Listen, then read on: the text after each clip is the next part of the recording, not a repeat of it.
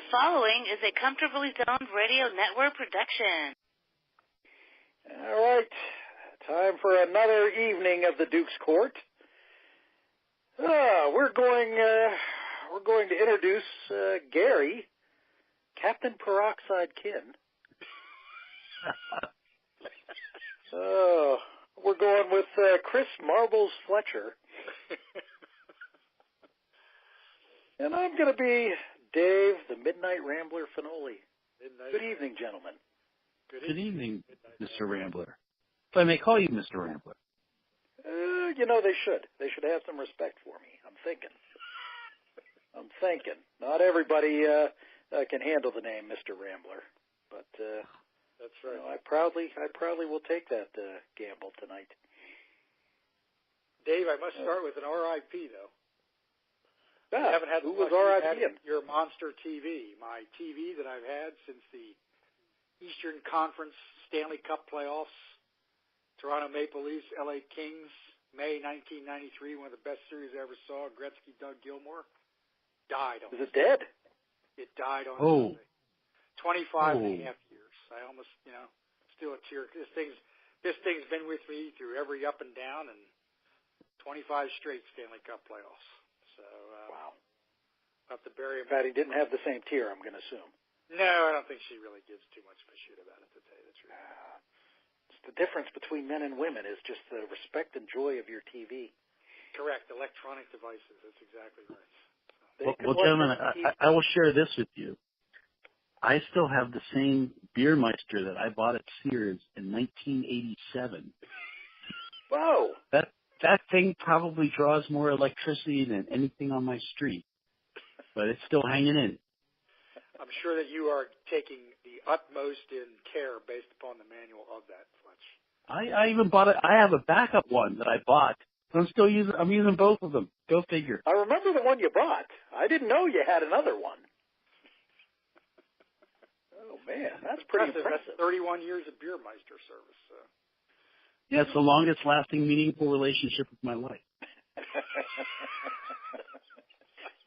You're going to be all sniffles when that goes, I'm going to assume.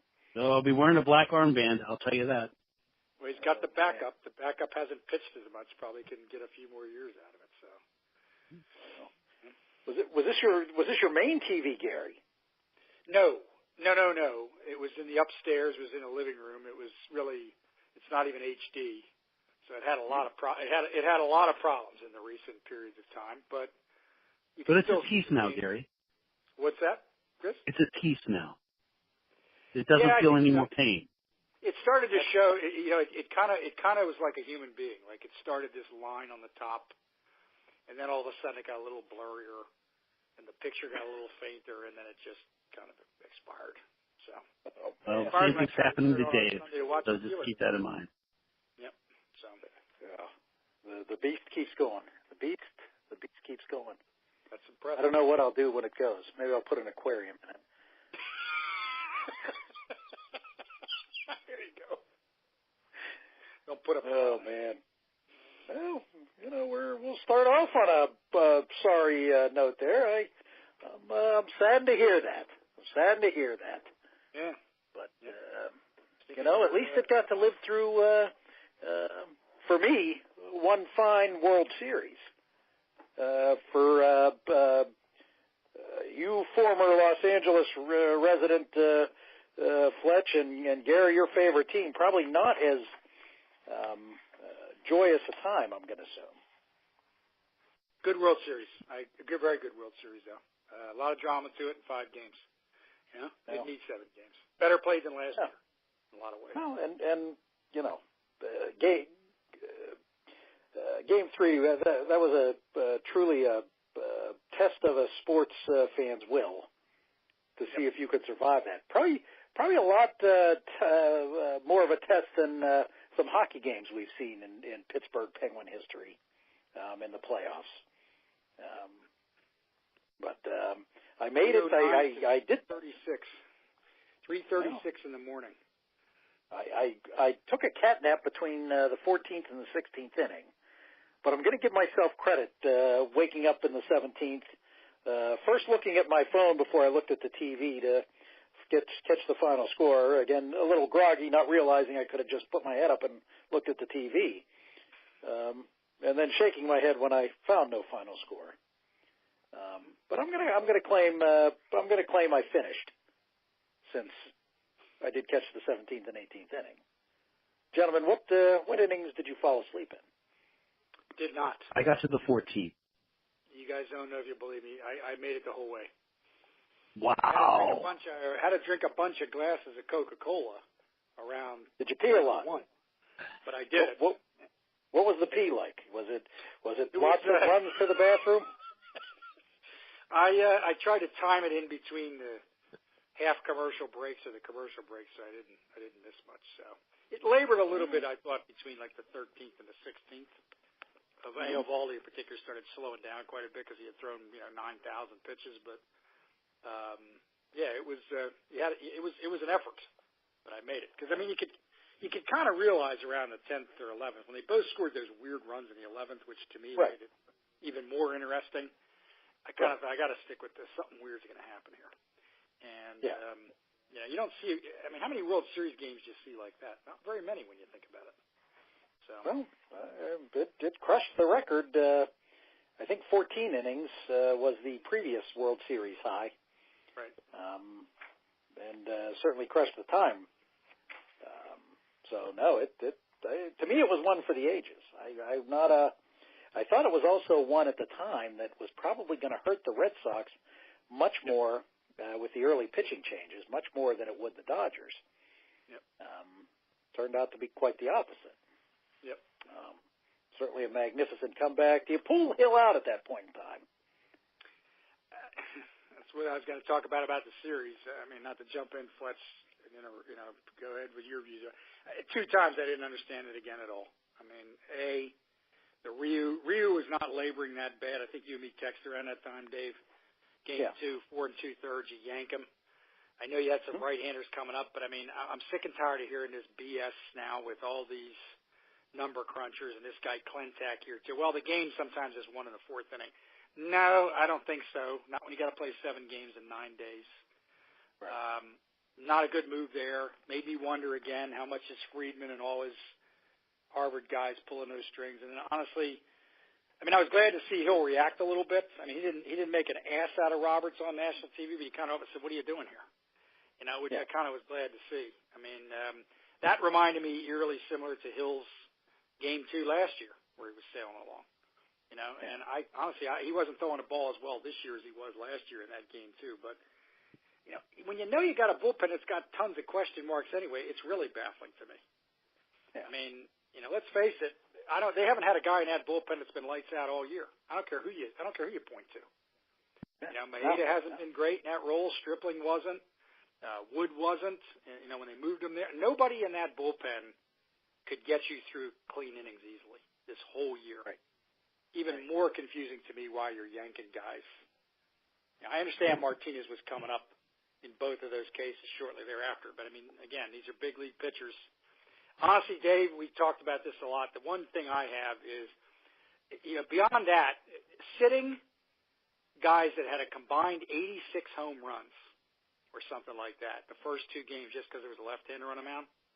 Mm-hmm. Also, to me, I think there's going to be a lot of baseball people starting to say this is ridiculous. One of them had just won the NLC CS MVP, and you're sitting them down.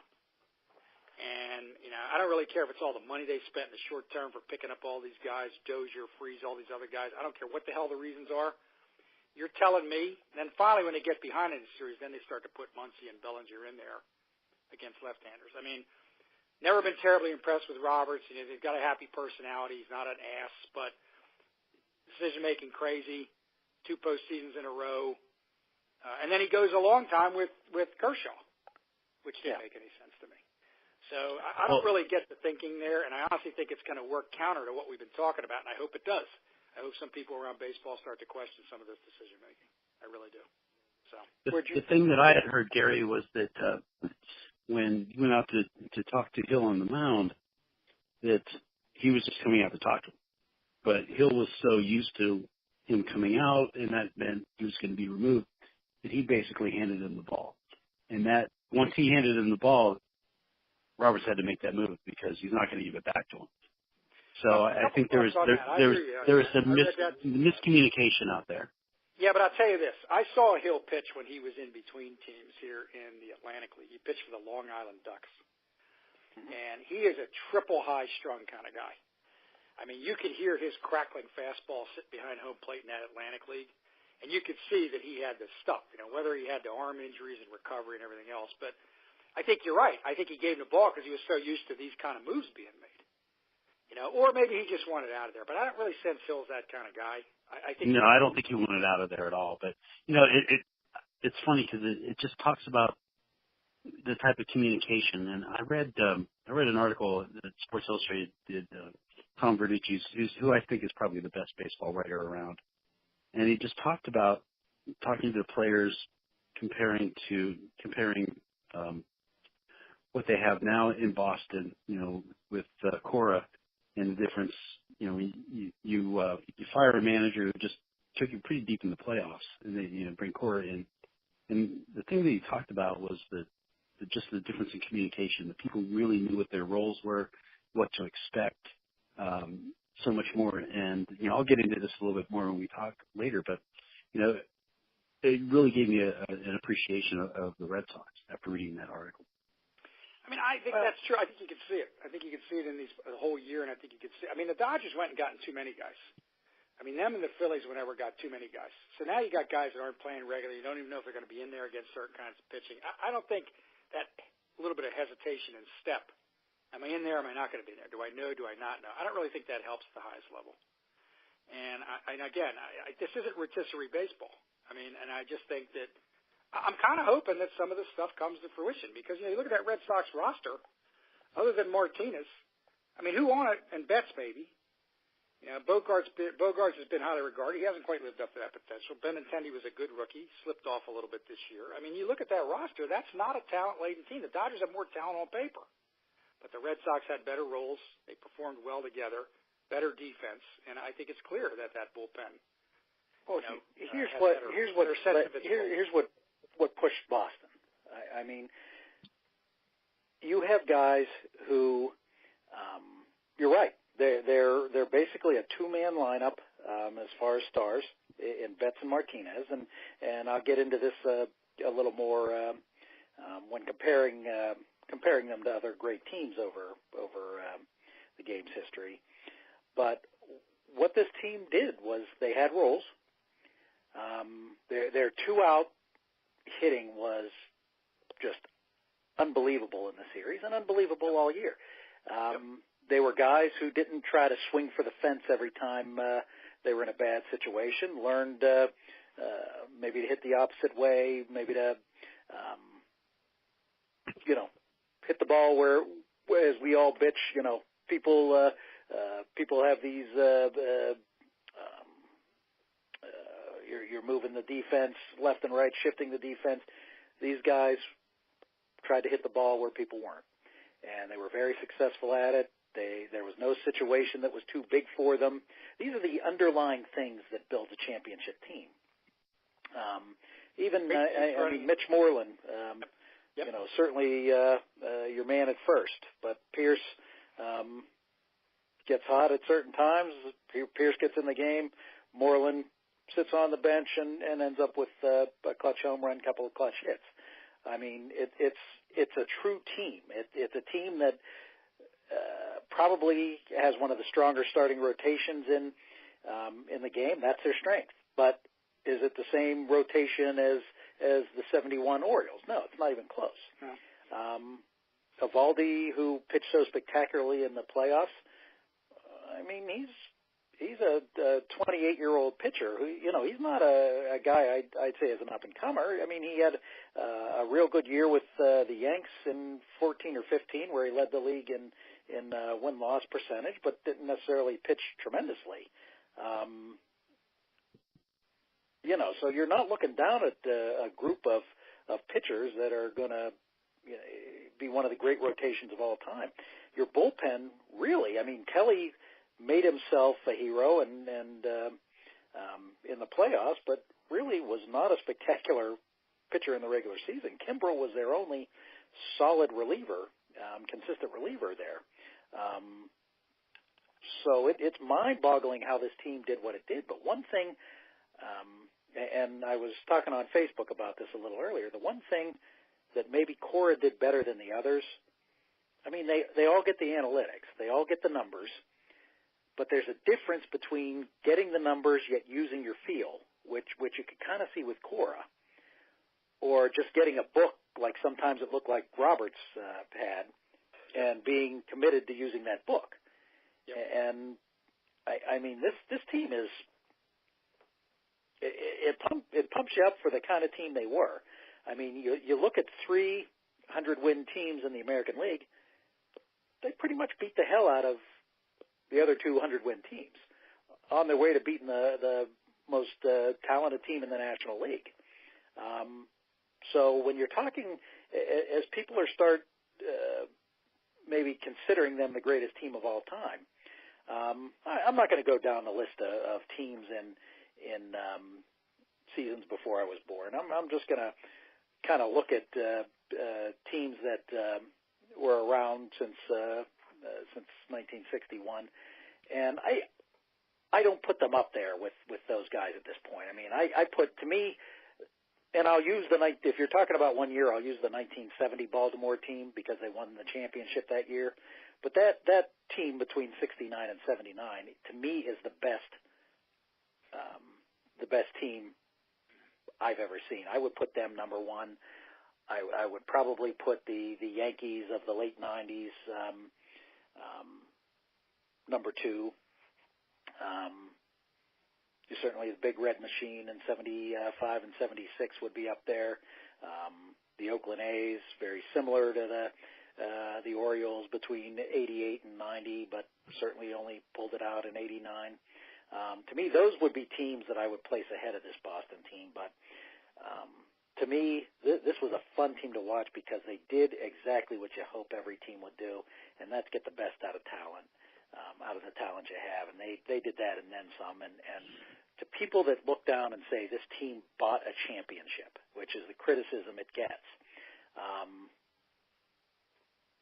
don't see it. I mean, J.D. Martinez, yeah, you brought him in, but this is not a team of $25 million players by any stretch. Yeah, Chris Sale, you brought in, and David Price. I get that, but Price only really pitched well down the stretch, and it was nice to see him finally break his postseason hex. But this is not a team, in my estimation, that was bought. This was just a team that came together and gelled perfectly. I mean, their catchers, Sandy Leon and Christian Vasquez, I don't think hit over 200 between the two of them.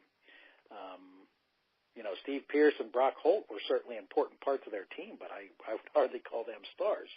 I did find it a little quizzical when I was listening, a little irritating when I was listening to the day after the World Series to a couple talk shows in Pittsburgh, and they were criticizing management for letting Pierce go. Well, Pierce is he's a utility player. 10 teams let him go. He had a hot week. He had a Gene Tenace kind of week. Yeah, some 3 times, right? Yeah, but to me, though, this may rate as one of my favorite teams of all time, but I certainly can't put it up there close to being the greatest team I've ever seen, much less the greatest team of all time. It certainly was a hell of a ride and a fun ride. Fletch, what are some of your thoughts with? We talked about the series. What are some of your thoughts with Boston as rating this as one of the great teams? Well, you think about this. There are only 2 teams that won more games than this team did. And that was the 98 Yankees won 125 games, all total with playoffs and everything.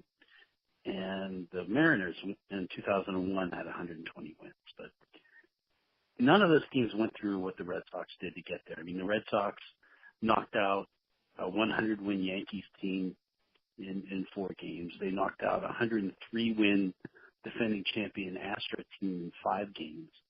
And then they went 4-1 over the repeat NL champion Dodgers, who, if you look at the level of their run differential, they played like a 102-win team in the regular season. So that's pretty impressive.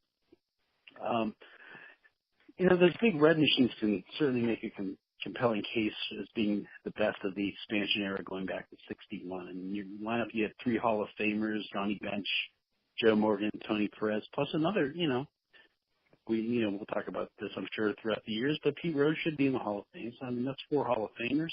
That 70 Orioles team, you also have 3 Hall of Famers there, Jim Palmer, Frank Robinson, and Brooks Robinson.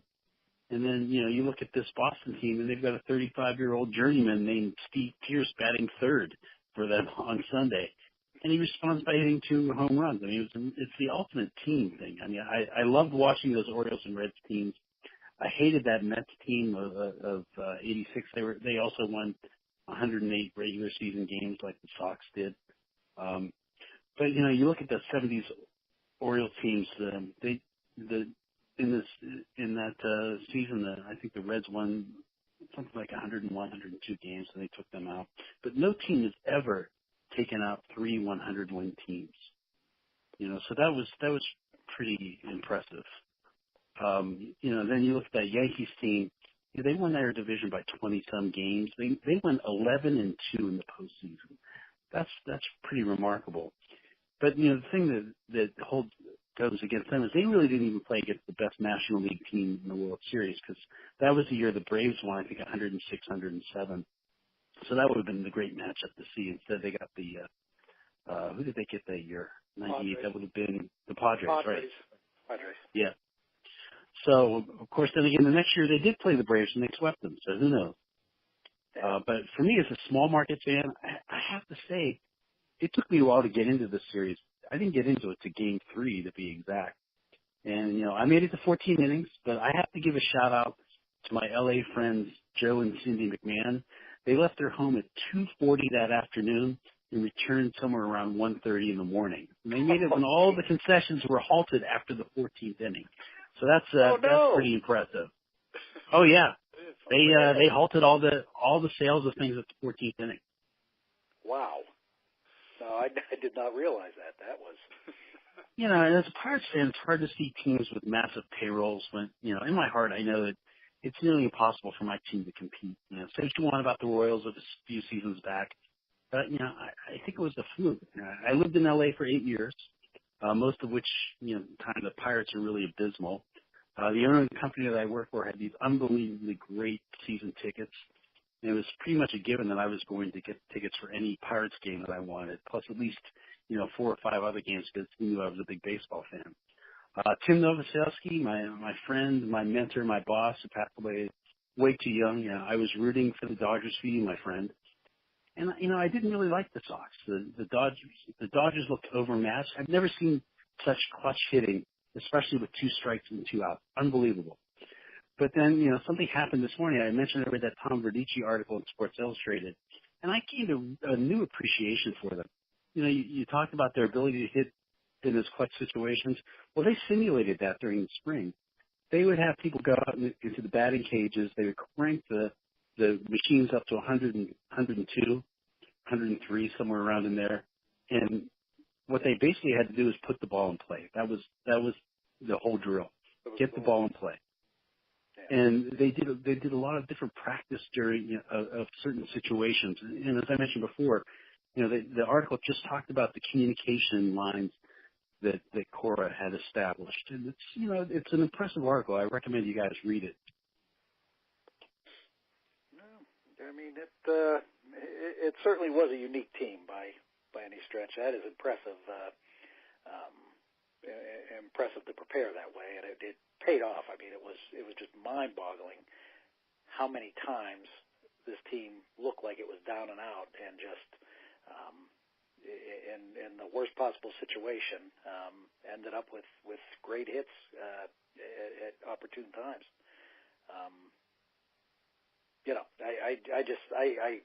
I still kind of, if I'm a Dodger fan, that Hill thing would probably frustrate the hell out of me more than anything, because that series might have been turned around at that point, because you're tied up at 2, and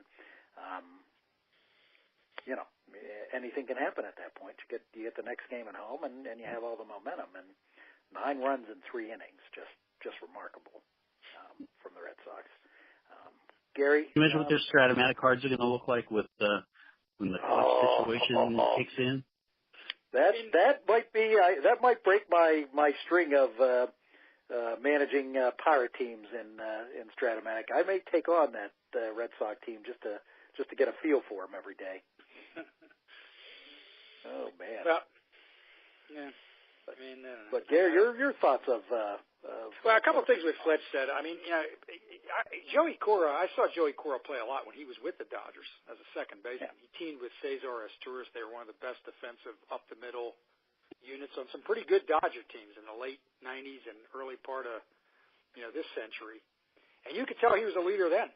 I mean, you could tell he was a leader on the field when all shit was breaking loose here. This vet was rocking. He was the guy who came in, talked to the pitcher. He was no Brian Pooter, was he? He was not. All right. But, I mean, you could see Cora was a leader then, so I'm not really surprised we're here. I mean, clearly in that series, I think Fletch is right on the money there, too. You could see that, and you said it too, Dave, these guys were comfortable with their roles, which is why there was a lot of two-out hitting, why there was a lot of taking pitches and working the count the right way, not just taking pitches to work deep in the count, but fouling off some good pitches to kind of get the situation they wanted. With the change in the pitches, you could see some of that. I mean, I think they deserve to win, and they were the best team all year. We're not in the clubhouse, but there's been enough evidence of this Dodgers situation now for a couple years. I mean, even Jansen. What do you keep going to Jansen in the eighth inning for when he's off by 10 miles per hour and the ball's hanging over the plate that I could hit it? I mean, that's just rote thinking. And honestly, I think the one thing that comes out of this for me is I'm honestly hoping, I will read Verducci's article, as you suggest, Fletch, but I'm hoping that a lot of other organizations are going to look at this and say, Exhibit A, Exhibit B. They went out and signed Martinez. Nobody signed Martinez till about January 15th. So anybody who says that in Pittsburgh is they're drinking something. A lot of teams had a chance to sign him for the money that he wanted. He held out.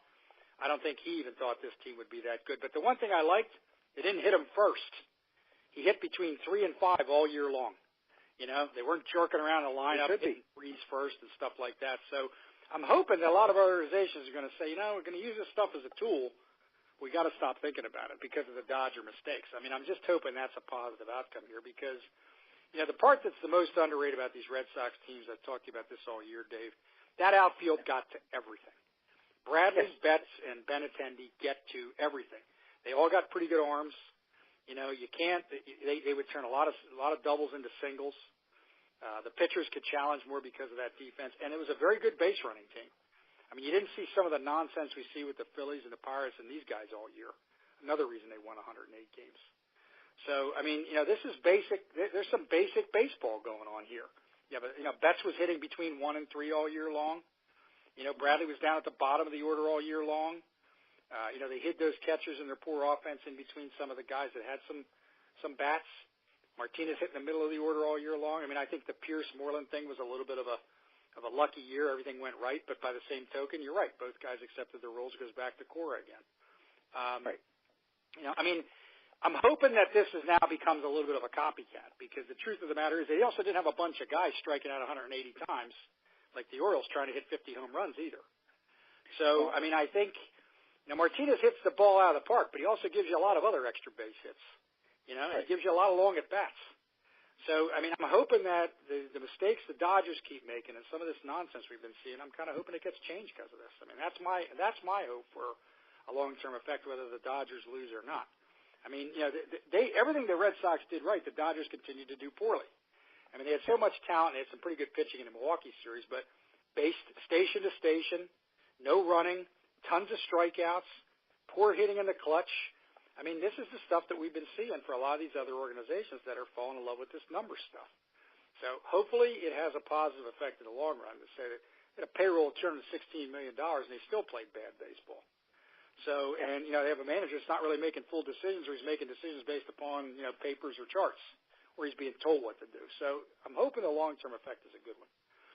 A place in history, one season isn't going to do it for me. I mean, they are one of the few wires to wire in the modern era. I mean, I think, but right now they're similar to me to the '84 Tigers. maybe the 05 White Sox, even the Cubs in 16. I mean, you got to do it a little bit more than 1 year. So I'm not ready to call them an all-time great team. I call it a good baseball team that had a lot of fundamentals that worked, and probably an underrated pitching staff in some regards. I think that's fair. But I think, to me, I got to see a little bit more consistency. I mean, I can't put them anywhere near those 70s Orioles clubs yet. Even the Bucks from like 1971 through 79, I can't really put them there. I mean, the Bucks had won a couple other pennants in there, but didn't get past the NLCS. I can't really put them in there with that great Yankees team in the late 90s, which, 3 straight World Series and 5 World Series appearances in about a 6 or 7 year period of time. Not ready to put them anywhere near those teams, or even some teams further back, like 06 Cubs, some of those teams. They're not in that echelon yet. But for one season, wire to wire, everything going right, doing everything right, playing really interesting baseball and using every piece properly. I mean, they got to be clearly in the wire to wire group among the best of that group right now, and they clearly got to be considered in terms of one season so far, one of the best seasons we've seen. And I think ultimately it could be very good for the game the way they won and how they did it with some basic fundamental stuff. So that's my. Let me ask you guys this question though. How do you think this resonates in New York? Does this now amp up the arms race even more? Do you think they're horrible. The Red Sox played New York. If you didn't see that, they played New York to mock the Yankees in the celebration. So this is I agree with you. I think the Yankees are going to go balls to the walls to catch them, and if they're smart, they spend all their money on pitching because they have the offense to survive. Starting pitching. I think starting. Yes, starting pitching, exactly. They have a good bullpen. Right. But they need the starters. That might have been a team that could have survived a little better doing the, even though I hated doing the opener approach, because their starting pitching was pretty bad in comparison to some of the other playoff teams. But only Severino. I mean, Severino to me looks like he's a keeper. Tanaka clearly on the downside. Ball flies out of park. I mean, I can hit it out off of him, it seems. I mean, I think Sabathia's 100 years old. They got some clear issues there. But, the Yankees started to play a little bit small ball, too. People don't realize that. Gardner had a bad year, but, I mean, Hicks can hit the ball out of the park. But, they started to get some guys to play similar baseball to the Red Sox, so it may have already started. But, clearly, I mean, I think, will they spend some money on some starters that are out there? And I haven't looked yet to who's out there. But, I mean, I think that clearly will. And then we hear all the complaints about the competitive imbalance again. But, I'm not really sure there is that much of a competitive imbalance, honestly. That's not going away. The only way that's going, and I haven't seen it yet, have you guys caught what the ratings were? I have not yet. No. Okay, because this was Bud, they would be high. This was Bud Selig's dream. I mean, this is what two big markets, all his decisions seem to be based on, is getting the big markets to the World Series for that. So I do think the Yankees are going. I wonder, and I'd like your thoughts on if Yankee Stadium, with the way they build it, really hurts them as much as helps them, because it's going to be tough to get consistent pitching there unless you're getting ground ball pitchers. I mean, I don't understand. I guess if you're going for pure entertainment, you're going to sell all the tickets anyway, but you look at teams that have had good runs like the Giants even in the last 15 years, Dave. I mean, you got pitchers' parks. And even L.A. I mean, building a bandbox or, Jetstream ballparks really doesn't help you. It helps you in the regular season, but it doesn't help you over a long haul. So, I do think it's going to hurt. I think I would change some of it, or at least put some blinds up.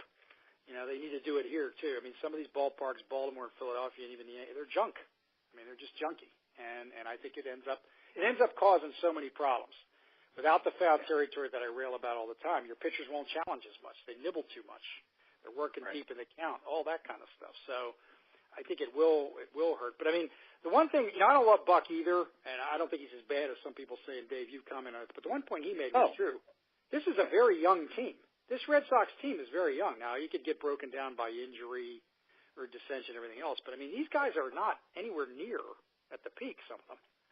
That's another thing we can't forget. So, I mean, I think they have a chance to really do some damage here if they can keep them together and they can stay healthy. But, you know, maybe not on the mound so much, but, boy, in the position players and stuff, I mean, Benintendi and Betts are babies, you know, and so's Bogarts and so's Devers. And, I mean, they're not a team that's, you know, knocking on heaven's door here. So, I mean, there could be a lot of, no matter what the Yankees do, it may not matter.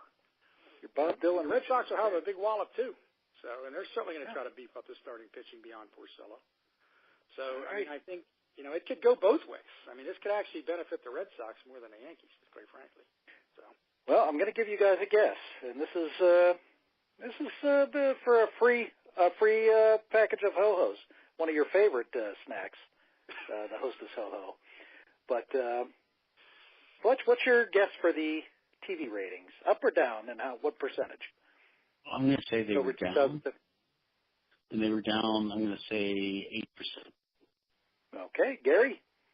I'm going to say they're probably flat because of the big markets, but you only had 5 games, so I don't know if that's a factor in that, but I'm going to say probably fairly close to last year, at least. Well, Fletcher is going to get the box of ho-hos, okay. But I you call it a ho-ho? That's great. Ho-ho-ho. I'm surprised. Down 23%. Wow, Jesus Christ. Wow. That stuns me. That's not good for managing the game. That's scary. No, that's very scary because, and you know, basically, in a way, I'm kind of smiling a little bit because, you know, this pretty much shoves Bud Selig's theory. I'll say up his rear end because I'll try to clean up a little bit, but you know, maybe when the game sees it. Putting big market teams in the World Series every year ain't going to make the money you think it is. Right. Maybe. Let me say this though, Dave. Yeah. I think we need to give a little shout out to the Dodgers. Making the series two years in a row is a pretty major. No, true. And they have incredible talent. I mean, and 6 straight pennants, 6 straight NL West pennants. Yeah. That's pretty amazing. Yeah. Right. Yeah. I mean, I agree. Incredible talent on the team. I agree. No ifs, ands, or buts. It's there's no reason that I mean, with what they're spending, there's no reason these teams shouldn't be competitive every year. But as the Red Sox are proving here, and yes, they spend money. I mean, you know, they're no Milwaukee Brewers by any stretch of the imagination, but you know, takes more than just money. But, yep. I mean, I'm surprised the ratings are down that far, but then again, it's what Fletch, you've touched on this time and time. The games are too long. Unless you're diseased enough to watch this stuff like we all are, if you're a casual fan, you can't be playing 2:15 in the 4th inning. I'm sorry, you just can't. They got to do something about this. Well, that's part of it. I do honestly believe that throwing 2 big market teams in a World Series every year is not interesting to the casual fan either. I mean, you know, most of your fans are not located in New York and Los Angeles. Right. And you know, you kind of need that underdog line every so often to just make it that much more interesting. But let me go a little old school on you guys too. I mean, I think there's no reason on a Saturday and Sunday why we can't have an afternoon game. Yep. No. Couldn't agree more. You're losing a generation of fans. You are. By doing that. You are. And you are. You know, there's nothing wrong with they used it every so often. Use the damn game and picture commercial. And just get the game going a little. Let things moving. Yeah, absolutely. Still too slow, though. I mean, there was one of the games, I think it was the one Ryu was pitching. I looked at the clock. It was like 2 minutes to 10. They were in the 4th inning. It started at 8:09. I mean, you can't have that. Right. I mean, it's got. Right. And I think I keep going back to the strike zone, and I keep going back to Machado stepping out every single pitch. I mean, stand in the box. Okay. Minor league games end in about 2.5 hours, and nobody gets out of the box. That's part of the thing. Right. But boy, didn't he? Before we go on to Penguin Talk, didn't Manny Machado just make himself an asshole in this series? Oh, One of the most obnoxious. I sat in Tampa 2 rows from their dugout. One of the most obnoxious individuals vibe you could ever be around. Even his teammates didn't really associate with him, to be honest with you. So, I mean, just one of the most obnoxious vibes I've ever seen. He is now the Major League Baseball's greatest asshole. He's the Busher. I was waiting for it. Busher, brought to you by LL Bean. He can come to Philadelphia and join all the other Bushers here. He'll be perfect. So. There you go. He'll get a $50 Hostess gift card for his favorite snacks. Box of his host. Oh, man. But anyways, we certainly were all thinking deep down somewhere, we were thinking the Penguins' demise was coming after 3 games. I do remember that conversation. But boy, what a road series that was, where they established, even though they're behind tonight 1-0, on just a horrific defensive series there by the Penguins. But man, did they turn it around in three time zones they played in, which has to be difficult.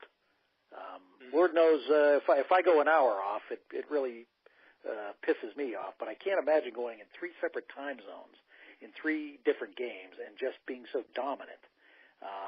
Even throwing in a Tom Barrasso performance against Edmonton, where in my mind, Sidney Crosby, and in this whole road trip, Sidney Crosby was out to prove his demise is being greatly over-exaggerated. I think, Gary, you said it probably best. He's the best overall player, whereas McDavid may be the best scorer and the most exciting player. Exciting, yeah. I think Crosby. Oh my gosh, he just lays a check out there. And that's something you don't see necessarily from the high-scoring offensive players all the time. Is just an attention to defense. And attention to the little things that helps teams win, that brings 3 Stanley Cups and 4 conference titles in a career that Crosby has bought. I think 2-0. I think he was challenged. The team as a whole was challenged, and just a remarkable performance now. Malkin, 18 points in 9 games. Kessel off to his best start with 7 goals. Getzel certainly doing well. And Letang going from just a horrific first 3 games to +8. He's injured tonight. He's not in the game with the dreaded lower body injury. But to me, he was maybe the biggest difference between those first 3 games and what he did in the 4-game trip to get himself both offensively and defensively, getting himself back to a point where he should be at. Jack Johnson played a little better. I don't know if he was worthy of Sullivan's great kudos that he gave him over the last couple of days, but he did improve a little bit. Still a little disappointing, but if this team plays with a chip on its shoulder the rest of the season, I'm thinking Fletcher's prediction of one last Stanley Cup banner going up might be one that could be a reality. Gary, what's your thoughts on what you saw? I got a couple thoughts. I don't think it's time to start celebrating yet, though.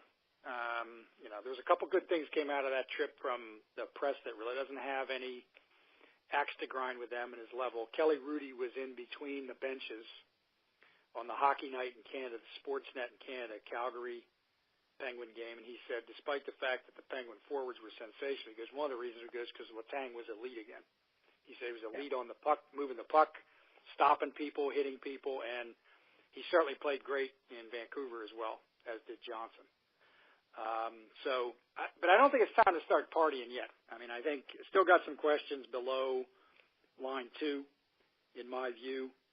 We're a little better with Grant in there over that trip than they were with Sprong in there, but Sprong played pretty well against Vancouver. Had a couple chances and was great. I think you got to settle that. I think they got to settle on something there. I still think they need some size on the wings. I think that, defensively, Schultz is going to be out a long time. You never know how somebody comes back from that serious of an injury. Ruedel and Ricola played well, kind of two-headed monster at times over those games leading up to that. But I still think that they're not that deep defensively. Murray played pretty well, so did DeSmith. DeSmith got the weakest opponent of the three. Murray really can't be faulted in the Edmonton game. I thought two of the goals really that was an 80s, 90s hockey kind of game. Yeah, they couldn't, but you can't fault him for some of those. I mean, you leave a guy like McDavid or somebody that open, they're going to burn you at that level. I agree. But Murray still, I got to see a little more. So I don't think it's time to start celebrating yet. But look, when you got 87 and 71, and you got 58 too, and you have Murray and his pedigree, and I think a coach that just will not take his foot off the pedal with these guys. I mean, I think it looked to me like Crosby was playing with a chip on his shoulder. He's probably tired of listening to it in practice, that he only had one goal through 8 games or something like that. So he certainly played that way, and I think probably the McDavid game being first probably helped. But I don't think it's time to start celebrating over the top yet. But, they're dangerous. And I think I have a lot of faith in that front office to make a move where they can and figure out some cap maneuverability come the deadline. I still think they need a little more size on the wings. I think they need a little more depth on defense. I'm not sure DeSmith should be the backup if they're going to make a long run because of Murray's brittleness. But, clearly that is one of the toughest. The two toughest trips in the league are that one because of the time zone changes and the elevation. And sometimes some teams are lucky enough to get Denver in there. At least they didn't have that. And then it's the West Coast one, which, Philly's going out to now and could come home 4-11. So, I think those trips to win them all and to outscore your opponents 19-6 and to be as dominant as they were, that's something that can propel you a long way over the course of the 82 and the grind. So, I feel pretty good about it. I think, the comparison between McDavid and Crosby, if we get into that, Dave, I don't think there is any comparison. I don't think it's just because of time. I can touch on that later if we want to go into that. But Sid's the best player in the world. I don't care what anybody says. You may not like his personality. You may not like some of his past. But the fact of the matter is the guy gives you every single thing you need to win. McDavid doesn't do that yet. I'm not sure he ever will. He's certainly a great player. He's somebody I'd be promoting if I was in the league. But Sid gives you so many little things. Play on the boards, play through the neutral zone, face-off wins. Nobody else does that. And nobody else has the balls other than McDavid, maybe not even Ovechkin so much. But there's not that many superstars that go down between the circles and get sawed in half to make the plays that Crosby will make. He's doing a little less this year, thank God. But still, when the game's on the line, you don't want to see him be the one racing to the puck at the blue line down between the circles because he's going to beat you somehow. And that's why he won those 2 MVPs, even though he didn't have the greatest playoffs those 2 years compared to some of his past playoffs when they won the last 2 cups. There's nobody in his class. Statistically, it bears out, too. There's some really interesting stuff, which I won't bore you guys with. But if we have the time, if you look at some of the statistics, it's remarkable. He actually averages more points per game than McDavid does throughout his career. Nobody ever talks about that. No. His face-off winning percentage went from 42 his first year to 55. McDavid's still in the 40s. McDavid has regular line mates. Sid never does. Sid gets every baby in the world they bring up there, whether it's Dominic Simone, Deshiri, and everything else. He's still a dominant player. There's no comparison when it comes right down to it. And honest to God, when they ask the players, 68-70% of them still say, give me 87. And I don't think it's going to change any time soon. He ought to be the MVP every year in some regards, even if the team doesn't win. So, and I'm not saying that because he's Pittsburgh. You really know the game, you're watching it. There's nobody in that class, and he's among the top 10 of all time in my view.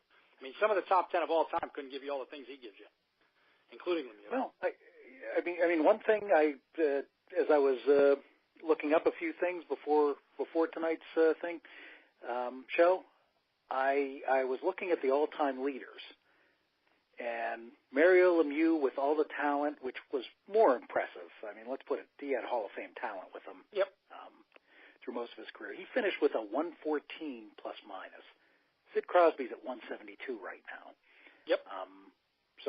That speaks volumes about his complete game. Well, add this thought to it. Yeah. Watch the games that are on for the other teams.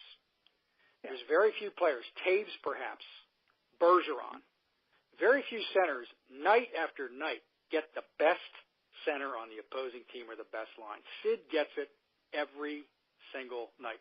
Not Cullen anymore, not Sheehan anymore, certainly not Malkin. Malkin will go against some big, long guys sometimes, but Sid's getting these plus-minus, and it's building the positive way, Dave. He's against the best center in the league every single night. Absolutely. Think about that. Absolutely. No, that's impressive. Idiots who criticize them don't even understand that. That blew my mind to see such a difference there between the two. Fletch, what do you think of what you experienced there? Are you ready to party? Well, here's the thing, guys. That trip was important not only for coming home with four wins and 23-6 outscoring your opponents. That's pretty remarkable. Yep. But I think the key on that trip too is it gave them some time to bond as a team. They spent some time in Banff. They also just these are the types of things that really make teams gel together. So I think that was a great part of this trip. If you define the best player as the one who's proven the most, it's clearly Crosby. I mean, you have 3 Stanley Cup championships, 2 Conn Smythe trophies, and 2 Hart trophies. Then you add in the other things, like he scored that gold medal winning goal for Canada at the Olympics, and he was the MVP when Canada won the World Cup of Hockey in 2016. But he's also the smartest hockey player in the world, maybe the hardest working. Think back a couple of years, guys, when Crosby was struggling with face-offs. That off-season, he worked tirelessly, and he taught himself how to master them. Now he's one of the best face-off men in the league. Same thing with his shot quality. On the bench during games, if you watch the broadcast, he always has his tablet there looking at what happened on his own shifts just to see how he can improve himself. Right. So when I was working on the story on Michel Briere for the book, I was talking to Tom McMillan, he's the vice president of communications for the Penguins, and he told me this story about Crosby. When they put those new boards in at the PPG, there was a game and Sid was playing, and there was an odd bounce, and the puck came out at an angle that surprised him. He was wide open for a shot on goal, and he missed it. The next day at practice, he had people putting like 15 shots on that same area just so that he could figure out where that bounce was coming from, and so that he'd be ready the next time. Yep.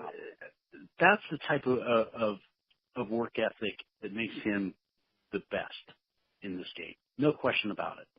Yep. As we talk about him, he just put a spectacular goal in to tie the score at 2 against the Islanders. He kills the Islanders. I mean, he feasts on them more than Philadelphia even. So, yeah. Well, and Gary and Dave, I think you both said it well. I think Sullivan was masterful at this. I mean, I think that he, with all the talk about Crosby not scoring those first, 6 games or so, Sullivan just sort of, was pretty matter of fact about it, didn't really say much about it. But behind the scenes, that was getting on Sid's. That was getting in his craw, and that there was something that was going to happen about that. And the thing about it is, if you look at those 6 games, it's not that he played badly. He just didn't score. I mean, he still was the most complete player on the ice, without a question. Right.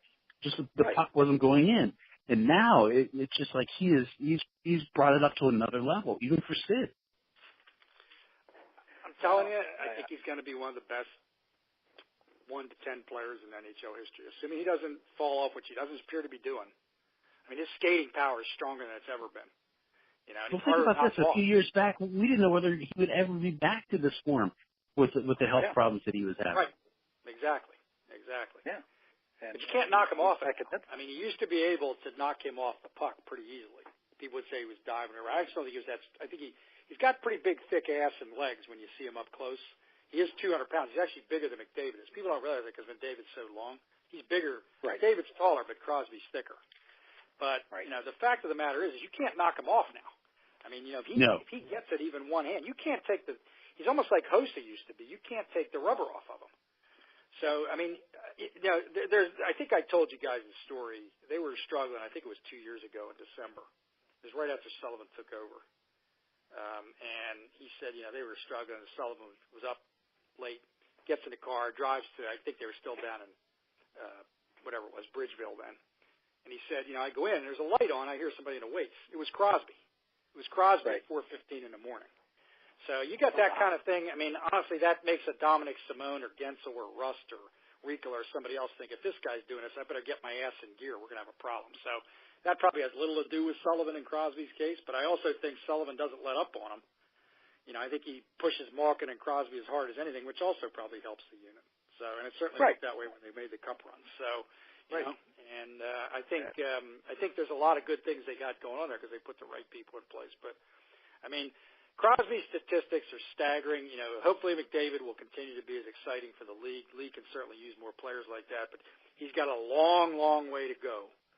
He's got another 11 years to catch up to everything that Crosby accomplished beyond those trophies, beyond the cups, the Art Ross, 2 Art Rosses, 2 Maurice Richard. He said he couldn't score a goal. He scored 53 one year. Every time somebody says he can't do something, he does it better than everybody else. So, And the other thing, Dave, you mentioned that first game on that trip. That was one of the most enjoyable hockey games I've seen in a long time. It was 1980s, early 90s hockey. It was just up and down and just an amazing game. Well, I'll tell you, let's pay attention. This year, all the talk, which again, media uneducated, as well as not scoring in hockey. It's like soccer. It's not interesting anymore. Baloney. Look at the scores. Every night there's 6-4s, 5-3s, 7-4s. I mean, these guys have figured out now how to get the big goalies moving side to side. The equipment's too cumbersome for the goalies still. They figured out how to slide the puck underneath them. I mean, they figured it out. I mean, there's a lot of goal scoring this year. And even the 1-0 games, well, last night there was one I was watching, Calgary and Toronto, and the game was 1-0 for a long time, but the pace was excellent. It doesn't really matter as long as the pace is good. And that game that you guys were referring to, it was like an 80s game, but you see a lot more of that. I saw the Islanders here on Saturday. I mean, 6 goals. Now, Philly's particularly bad right now, but the point is there's a lot of goals being scored. There's a number of guys that are on pace to score 35, 40 or more, and there was last year too. So again, the general sports media, be quiet, do the research, look at it. I mean, there's not too many goalies showing a 199 goals against right now. No, not right now. No. Right. So, and as many goals as the Penguins have given up this year, they're actually 5th in the league in least goals allowed. So that speaks volumes about what we're looking at there. Yep. But it was a lot of big moments this week certainly. And Fletch, what was your biggest moment of the week? Well, for me, it was Duquesne's announcement for the UPMC Chuck Cooper Center. $45 million project.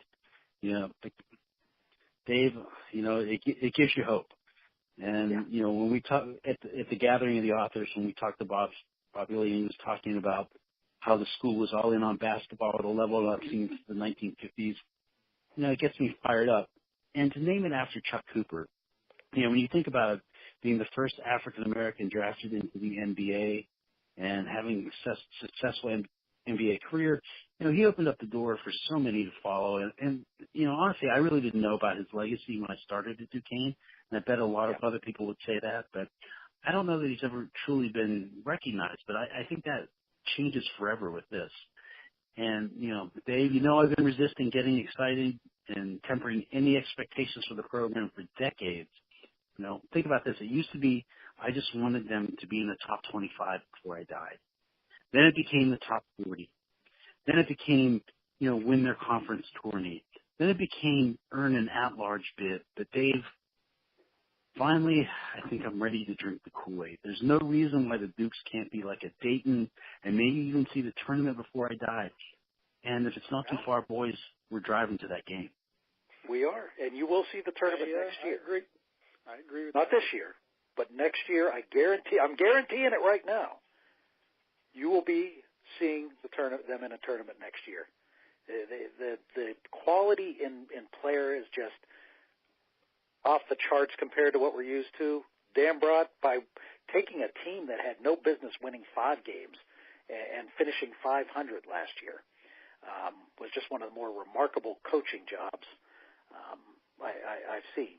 But the thing that hit me about that, as you talk about that, Fletch, is on Facebook there were actually Duquesne alums that were pissed and bitter because the UP and UPMC was going to be on the building, which is laughable. I mean, we've been Mercy Hospital is UPMC, and that's where the Duquesne Nursing School is. And quite frankly, if somebody's going to give me $45 million to help put my basketball program where it should be, you know, I'm getting on the ground and bowing to them. I can't believe people were actually getting pissed off because it's going to say UPMC on the building. There's not a Duquesne University Medical Center, so what are you supposed to say to that? I mean, that's just ridiculous to me. You know, that's ridiculous. So I thought it was horrendous. That was actually a problem. People just want something to complain about. I'm sure we'll see it soon with our own work. You just gotta tune it out after a while. I think you're right. $45 million. The whole program didn't generate $45 million for a decade in the past. Yeah. So well, and the best news is that Fletcher is now drinking Kool-Aid.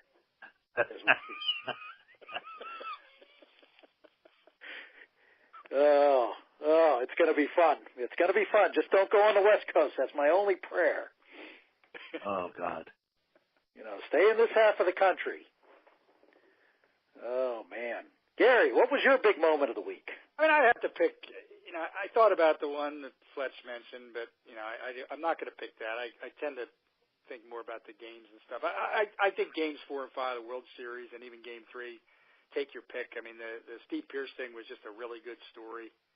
You know, I mean, something you almost couldn't create. And I think game 3, that World Series game, that's one that, you know, you look back, I've been watching it like you guys since 1969-70. The only game I can even relate it to, and didn't go extra innings, was that Toronto-Philly game, which was like 16-15 or something, with shifting tides and having to pay attention to everything that was happening. I'd have to probably pick game 3 on Friday, and then I guess as a B, I'd probably pick the end of the series and the way the Red Sox played, and with Pierce being such a factor with the 4 homers, you know, in the last 2 games. I thought just an amazing, just really an amazing week to end that way, I thought. And then I guess the C would be the Penguins trip. Penguins generally don't do poorly on those trips, but they never played that well, and they never dominate all the 3 teams like that. So I'd have to put that as a C, perhaps. So, well, to me, the biggest moment of the week, you know, the last few years, Cleveland has tried to turn its sports loser reputation around, finally winning a championship in 2016, and one of the most remarkable playoff games I've ever seen, the Game 7 of that series. And this past week, it all came tumbling down again. The winless Cavs. Lou was a guy who was hired basically, in my mind, because it didn't offend LeBron. Never been terribly impressed by him as a coach. Mike Brown, who was there before, I was a huge fan of, especially his defensive strategy that maybe kept them in games that they shouldn't have been in, as LeBron was pretty much the only man on those teams that was of any substance. But Lou went down after an 0-6 start. Kevin Love has a toe injury, which is going to keep him out another month. You want to talk brittle. And, of course, yesterday, Hugh got fired, along with Haley, of course. But here is the stat of the day, as well as the big event of the week. The last 5 Brown head coaches, now last 6, Romeo Crennel, Eric Mangini, Pat Shurmur, Rod Chudzinski, Mike Bettini, and, of course, the big Hugh, all were fired after the second Steeler game of that season. How bizarre is that? That is pretty bizarre. That is very bizarre. The biggest event for me was Cleveland returning to its incredibly losing ways, all in the space of a week. It's been a tough fall because you had the Indians really go out unceremoniously quickly, never in it. Yeah. And you had the Browns start off okay, but certainly seem to be coming back to Well, that's what losing teams are in my mind. There's a fine line between winners and losers in professional sports. The losers are the ones that can take the games they should win and just blow them. And this past Sunday, they dominated. They had almost 150 yards at the end of the first quarter with a 6-0 lead. When I looked down at the stat at the beginning of the fourth quarter, they had 157 yards. So two periods with 7 net yards. It just against an average defense at best, right? Yeah. Anybody who was claiming that defense was something special, and then I'm looking at the stats which weren't anything special for the Browns defense for the year, and then pretty much Steelers could do what they want against it. Yeah. So Cleveland's return to what Cleveland does best. Well, I think it's interesting that they made that move. They did something that was smart, though, with that move, is that they realized that they have a franchise quarterback there that they were looking to try to protect, and they didn't want him to be in that whole bickering scene. And I think that the whole thing was revolving around, we need to make this a more positive atmosphere for this guy who is our future. That team isn't completely devoid of talent. You got to get the right coach in there to turn that losing atmosphere around. They do know how to create turnovers. I will give them that. But right, and they should. You're right, Dave. Teams like that. I mean, look at our Pirates for all those years. You don't lose that many times, that many seasons straight by accident. There's a reason it happens. That's right. Yeah. And I mean, a decent coach would have that team at 6-2 right now because they were not only in position to win 6 of those games, they should have won 6 of those games. How do you like to be beaten on a 59-yard field goal in overtime? That's insane. Yeah. It was insane. Although I'm not quite ready to anoint him as a great quarterback at this point because I still see too much poor accuracy downfield for him at this point, and that size. I mean, he's a gutsy kid, and I actually would hope he succeeds because he works his ass off. He's a winner with his attitude, but I still question that size in an NFL quarterback. And his accuracy, 15 yards downfield, was pretty piss poor. So I still have some concerns over him. Sure. But you're right, Fletch. He does have a winning attitude, and the Browns are a team that I've never hated, even when it was a competitive thing. I hate the Bengals because the Bengals are just a cheap team who always have a ton of talent, but have 2-cent head and an ownership that enjoys paying a guy who I think has consistently been a poor NFL head coach. With one guy changed his name to a number, didn't he? The idiot Johnson. Did he changed his name to Ocho Cinco. What an idiot! They thought that was just great. So but you're right. They do have a very talented defense, an incredibly talented defense, and there is a lot of talent on that team. So the only thing I hope they don't do is hire Munchak, which is a name that surfaced. That would be bad. Right after. So he's done a spectacular job with the Steeler offensive line. Mr. Gary, I know this is your favorite. I say this every week. Your favorite part of the show. Your prediction of the week. I'm just not very creative. That's what it comes down to. I'm not creative like Fletch or even feel. Your feel. What's your feel, man? I'm more of a facts-based dude. But this one I think you're going to find a little gutsy.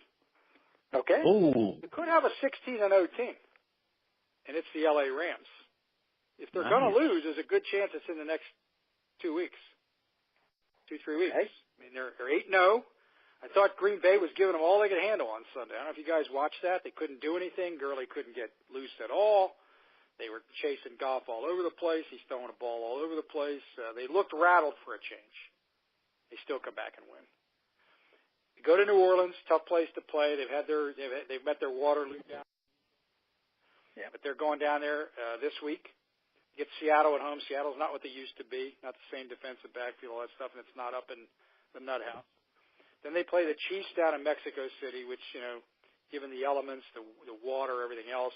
Got to take all your food with you, who knows. But if they get by that, they go to Detroit, Chicago, Philadelphia certainly come back to earth. I don't think that's a aberration. I think they may make the playoffs, but barely.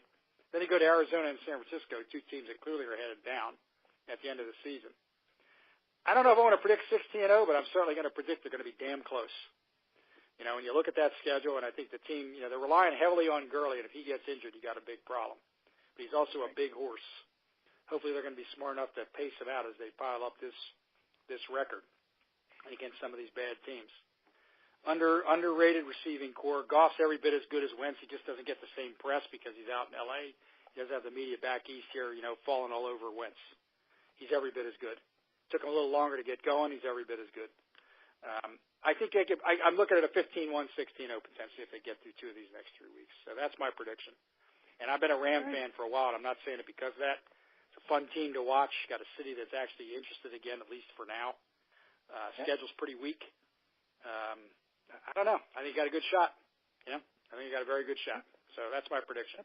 15-1, 16-0 potentially. Absolutely. Mr. Fletcher. Well, Gary, let me just say this to you. Do you not love the blue and white throwback Ram? I am thrilled that they have gone back to both the classic 60s and 70s unis. It is fantastic. Dave, I did one of yours. When they said they were moving back to Los Angeles, I gave it a few weeks. I said something to the new LARams.com. I said, bring back the classic uniforms and get rid of this other junk, this copper gold stuff. And they did it. They did it. I don't think it was just me. I think a lot of people out there felt that way. But Fletch, it's fantastic. I actually like watching him play again. You know? Oh, it brings back memories of Roman Gabriel and Merlin Olsen, Deacon Jones, Willie Ellison. I mean, oh man, Howard Jackson. No, oh my God, I love those Ram teams, those early Ram teams of the '70s and late '60s. That was my second team behind the Steelers.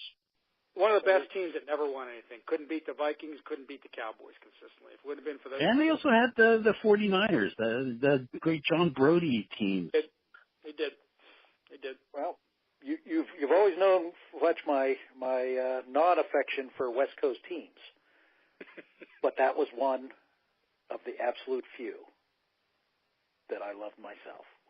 And those uniforms, fellas, those are spectacular uniforms, the blue and whites. It's the best helmet in football. I mean, it's the best helmet in football. I mean, no question. Like that. Yep. Always has been. What's your big prediction, Mr. Fletch? Well, this weekend we've got two guys who weren't supposed to be great. They're going to be meeting on the field. And this is the thing that blows me away. Only the second and maybe the final time. You know, I'm talking about the Patriots and the Packers playing and the parallels around their two Hall of Fame quarterbacks, Tom Brady and Aaron Rodgers. Guys, go back to the year 2000. So you got one of these guys was the 6th-round pick sitting behind a veteran who had just signed a record contract.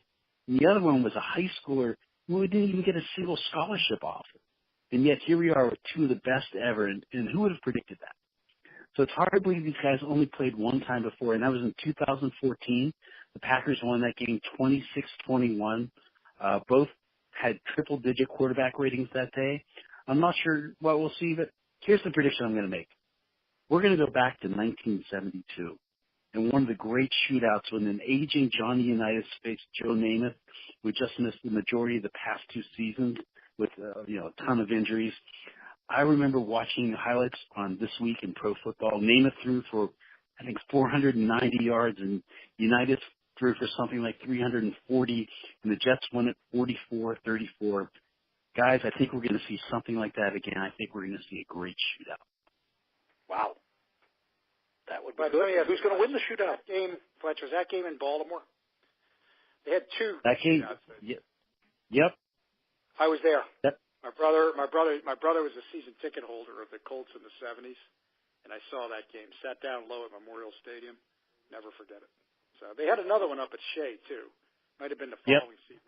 But the one you're talking about, I thought was in Ball. I thought it was like 44-38, or I can't remember now. But they were both fabulous. It was fantastic. Love pro football, man. So. All right. Yep. Well, gentlemen, a couple weeks ago, I sat here and I predicted Michigan was going to come through with a 2-touchdown victory against a nationally ranked opponent, which they came through with a 2-touchdown victory against the nationally ranked opponent. And this week they're going to take on one of my favorite teams, and I know yours, the Penn State Nittany Lions. Ugh. I'm going to say it's going to be a 17-point victory at home. I'm going to go one better than the 14-point victory. They're going to embarrass the Penn State Nittany Lions on their way to a playoff spot in the NCAA football tournament. I think this team is the defense has been incredible, as Harbaugh's teams have always had, but Shea Patterson is just making a huge difference at this point. And I see Penn State becoming a very one-dimensional offense. They have not played well at all since blowing the lead to Ohio State. And as I like to mention every week, on one of the stupidest plays or calls in at least Penn State football history, running up the middle on a 4th and 5. But they have not played well, and I just see Michigan continuing their role. Ohio State certainly looking like a non-Urban Meyer, even though somehow they maintain a top 10 rating after losing to Purdue by 29 points. I think Harbaugh just embarrasses Urban Meyer this year, which I'll save for a prediction later.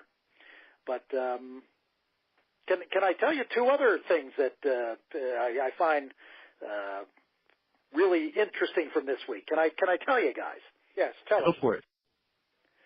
Apparently, there's a toy called a Funko. A Funko, I think, with a big face. Yes. Okay. They have put out today. I got an email. They have put out a Rudy Funko toy. Rudy of the famed Notre Dame Rudy. The Notre Dame. Oh. You know, the biggest stalker in college football history. Now has a Funko toy. And if you're out there and want to meet the dear Chris Fletcher and myself on Thursday evening, we will be at our book launch, our long-awaited book launch, for our book Unlucky 21, which is now selling exclusively at Western Pennsylvania Giant Eagles, including Erie. It will be up in Erie. And we will have our book launch at the Robinson Market District Giant Eagle this Thursday at 6. And both Chris and myself will be there. Gary will be there in spirit from Greater New Jersey. Right. So hopefully we'll get a nice crowd and have a lot of fun. And 100% of all our royalties will be donated to the Josh Gibson Foundation, as well as $2.50 for every book sold at Giant Eagle if you use your Advantage card, which you get your gas perks too, correct? Am I correct? That is correct. And Dave, is there any truth to the rumor that you will be signing all books? Stay in school, don't be a busher. Is that that's what the rumor was? They'll have to come out and see. It could in fact be true. Don't be a busher. That's right. Stay in school. I like it. They could see that on it. I think there might be some truth to it. Can I say a modicum of truth? I would say a modicum. Okay. All right. So look back. Well, gentlemen, you have yourselves a wonderful evening. You too. All right, let's go watch those Penguins, boys. That's right. They've Vegas and pulled it back. Nashville too. If you're interested on NBC Sportsnet, interesting matchup. So maybe the Beast will get that one. Maybe that'll go on the back Beast. and forth. Yep. So, all right, gentlemen, you have a wonderful evening. Both of you guys have a nice evening. Talk soon. All right. Bye-bye. The proceeding was a Comfortably Zoned Radio Network production. Thank you for listening.